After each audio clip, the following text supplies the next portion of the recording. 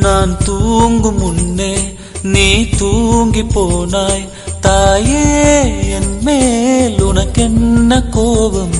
கண்ணான கண்ணே, என் தெய்வ பெண்ணே, கண்ணில் தூசி நீ ஊத வேண்டும். ஐயோ, ஏன் இந்த சாபம் எல்லாம் என்றோ நான் செய்த பாவம். பகலும்